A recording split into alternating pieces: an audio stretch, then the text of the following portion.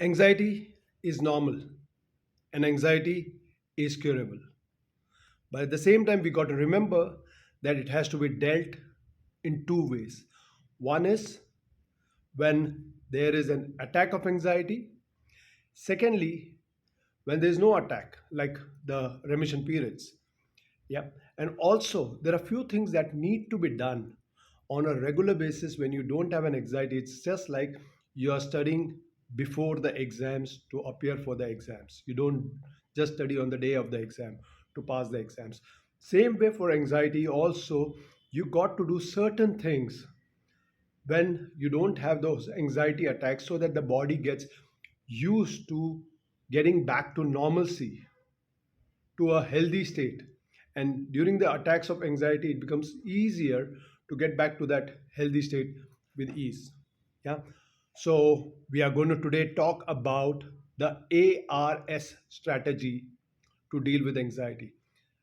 I am Dr. Rajiv Naidu, integrative wellness therapist and specializing in dealing with anxiety and stress disorder. I work a lot with post traumatic stress disorders, and without medications, how can you heal them? That is what my intention is, and want to spread that awareness for people. So, when we are talking about the SRA strategy, we are talking about three things. But before that, remember one thing: anxiety is normal. It becomes a disorder when it starts affecting your functioning, your day to day functioning, daily activities. And even if that is the state, you can come back to normal. It is curable, and it is curable even without medications. So now, how do you do that? So let's talk about the ARS technique. And what is this ARS technique? The ARS technique stands for activity, relaxation, and the third one is sleep. So activity means being active. One is when you have the attack, and second is when there are lull periods. So remember, when there is an attack of anxiety, it's good to be sitting in one position, but also a slow movement is always helpful.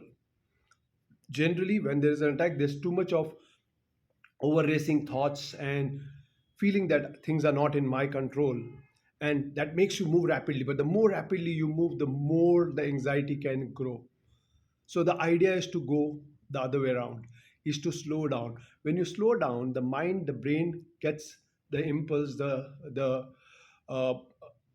suggestion to slow down a bit. So a slow activity is helpful. Secondly, being aware of your movements is very, very helpful. This is when the attack is there. When the attack is not there, it's important to take up some kind of activity. I generally would not don't recommend heavy weight training and all that, which generally people believe that exercising with heavy weights and going to the gym and lifting heavy weights is a good thing. Don't recommend that. Yeah, because that can build on more stress and thus more anxiety because you're not releasing it. What I recommend is free hand exercises, maybe just simple running, or maybe some warm up exercises, or you have some kind of dance activities, you have tai chi, you have yoga, and also certain freehand martial arts. Yeah, any kind of martial arts would be very, very helpful. So this is one of the ways to do it. Yeah, tai chi and yoga are the slow forms, which are very meditative forms that are very helpful. So you can help help yourself by joining to this course. I also train people in tai chi, which happens on every Saturday 7:30 to 8:30 on Zoom. Yeah, you can always contact me in case you need to uh, join some Tai Chi courses and experience them. That is one, yeah, about the activity. And also, second is the rest. Now, remember, rest is very, very important. The relaxation is very, very important. When I say relaxation, I don't mean about just going and watching some movies or TV all the time and calling it relaxation. No, relaxation happens when you pay attention to what's happening in your body. Yeah, it's important that you maybe using that mode as a relaxation. But if you're actually using that all the time to get into watch movies so that I can relax, or I can get into some drinking habit or smoke, then get that you're doing more harm than doing good to yourself. Because the more you're going towards such habits, the more the anxiety gets deeply rooted in you, because what you ignore is going to grow. Yeah, what anxiety needs is your attention. So paying attention to what's happening in your body is very very important, in the form of body sensation, the tightness and all that. When you start paying attention, that is very very helpful. And one of the best ways of relaxation is time, and again in the daytime also, as in when you get time, just whenever you get time or you have a free space, just lie down on your back. I would not even recommend just sitting in one place, but just lying down on the back is just very very relaxing. And just paying attention to your breath is a very very deep relaxing exercise. Even when you go to sleep at night, it's very important that just pay attention to your breath, and just notice what's happening in your body, and just allow your body to sink into sleep. Yeah, and don't struggle with your sleep. If at all this racing thoughts, the best thing is to pay attention to your breath. And this is what I teach in my core somatic integration workshops.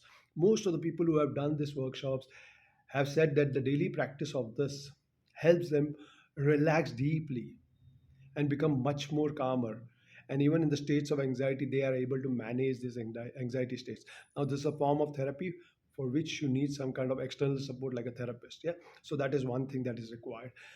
Thirdly, the most important thing is sleep.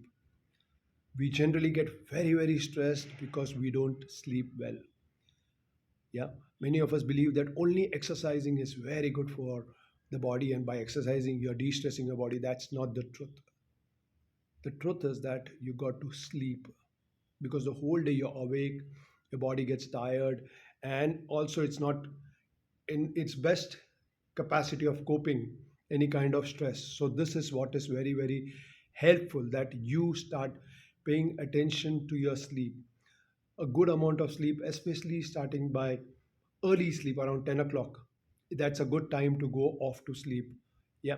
And waking up after maybe 6 7 hours 8 hours of good sleep is very very important. Now remember, sleep is the most important thing. Generally, your body gets very tired, it gets stressed, and then it continues being very anxious, especially if you're not sleeping well.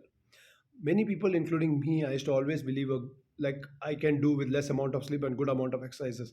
But that really really backfired, and really gave me or maintained me in the state of anxiety for a long period of many many years, till the time I realized that a good amount of sleep is required. And the free hand exercises are required, so good amount of sleep is required. So now even when you're sleeping, just pay attention to your breath, and just pay attention to your body's sensation, and just allow yourself to sink into sleep rather than struggling and trying to sleep. Yeah, it's very important. Early sleep is always helpful. Having a dinner early, it's generally said that starting to sleep at 9 and 11, between 9 and 11 is a very good time. But most of us are not able to do it given our time, work time and all. So somewhere around 10 10:30, it would be a good time, and sleep for around 6 7 8 hours depending upon how much you need it. Yeah, so that would be good amount of sleep, and regular practice of that would be very very helpful. Yeah, and also if you can get time in the afternoons after your in between your work, just take a 5 minute 10 minute nap. That really rests your body. And the way to sleep is to pay attention to your breath and your body sensation. That way it just gets relaxed. So my friends, we talked about the three things: ARS, activity, relaxation and sleep, to deal with stress and anxiety disorders. So I'm going to come up with more videos, and please look out for them. I'll be putting out YouTube and also on Facebook. So just look, see them, and also share, because that's the best way to contribute to people.